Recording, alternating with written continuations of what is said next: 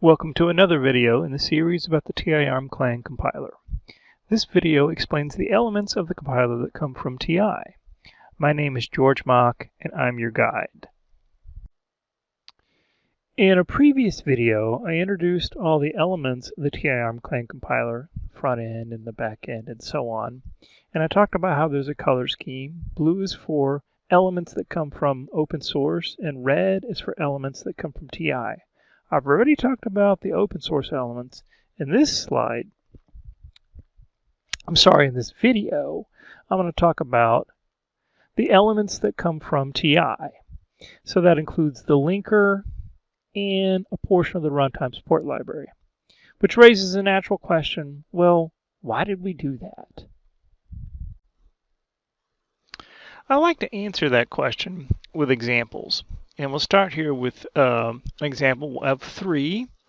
In this particular example, there's a global table being initialized with some constants, okay?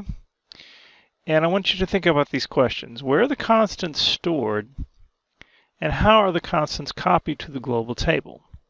Okay, it's not practical to take the time here to explain all the details, but I can tell you that it's implemented by a combination of the compiler, linker, and startup code in the runtime support library. The important detail here is that the TI implementation compresses the constants in memory, which saves memory. Okay, and they're decompressed during the copy from wherever they're stored into the actual location of global table. Okay. This is an example of something that happens when you've got a compiler team that's been doing compilers for embedded processing for a very long time, more than 30 years. These are the sorts of things that we think up and we implement and that kind of thing. And when we're starting up the TI-ARM-Clang project, this is among the features that we just couldn't bring ourselves to leave behind. And so the best way to provide this feature to our customers was to use the TI linker and runtime support combination. Well, here's the second example of 3 that explains why we're using the TI linker and runtime support library in TI-ARM-Clang.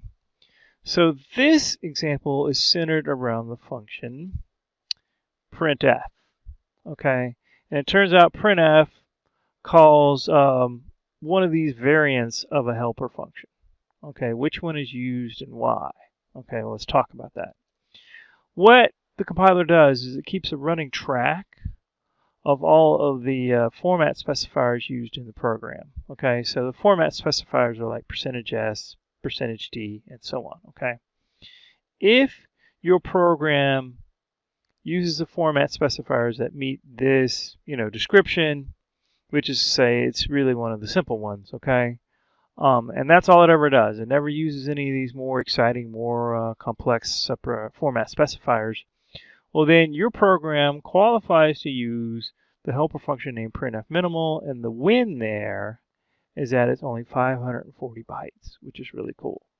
Okay, but let's say your program uses one of these more complicated specifiers somewhere. There's a printf call that uses %u, say. Well, that means that the helper function can't be printf minimal because printf minimal cannot handle %u. You have to use printf no float instead, which means it's going to take up more space in memory. Okay, and so you're seeing the pattern here. And if you use %e or %g, one of the floating point related ones, well then the helper function has to be printf printf, the full featured guy that can do absolutely everything. And we can see the code size here is quite a bit larger. Okay, what does this mean in real life? Well, here is one program, and I'll explain what Core SDK is and all that sort of stuff in a subsequent video. But for right now, just view it as a single program that goes by the name TCP Echo. Okay, and on this one program, adding this feature to the compiler saved 5.1% in the overall code size footprint, which is saying something. So here we go, yet another example of why the TI-ARM-Clang compiler uses the TI linker and runtime support library. And now I'm going to talk about the third of 3 examples that explain why the TI-ARM-Clang compiler uses the TI linker and a portion of the runtime support library.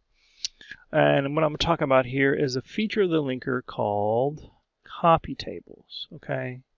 And this code you're looking at here, these 3 lines, one of which is a comment, is everything you need to do to use copy tables to cause this section, output section .data, it'll load into Flash, it'll run into RAM, and this will all happen automatically, okay?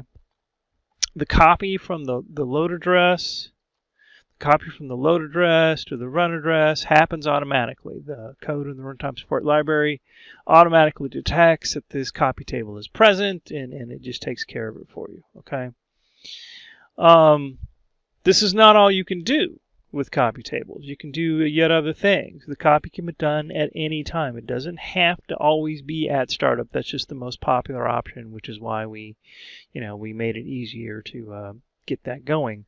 Overlays are an example of what you could do if you did the copies, at different times other than startup. And overlays, we're using one Ranger memory for multiple purposes. Okay.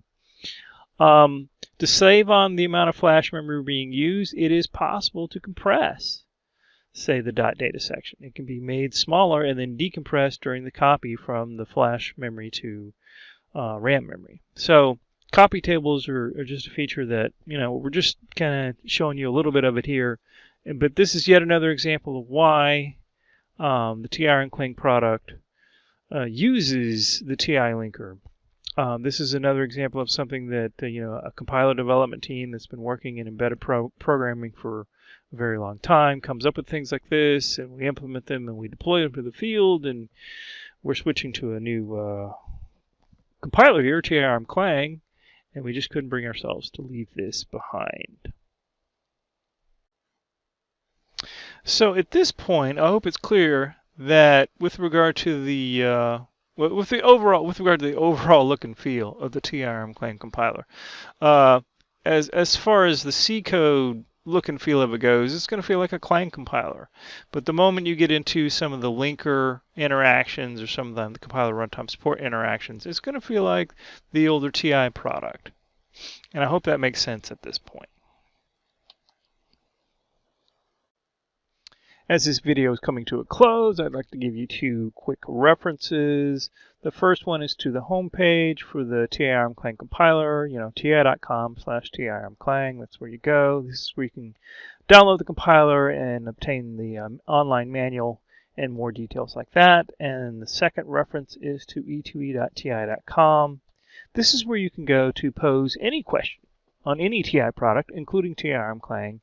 And if it turns out your question is compiler related at all, that question will get answered by yours truly, me.